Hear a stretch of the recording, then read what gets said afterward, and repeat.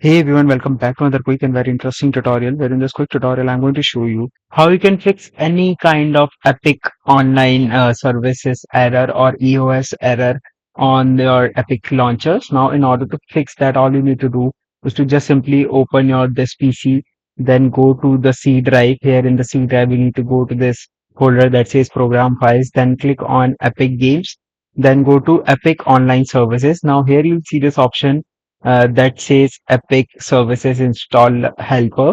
All you need to do is to just simply run this file. Or if it does not help you, I would recommend you to run all these files one by one.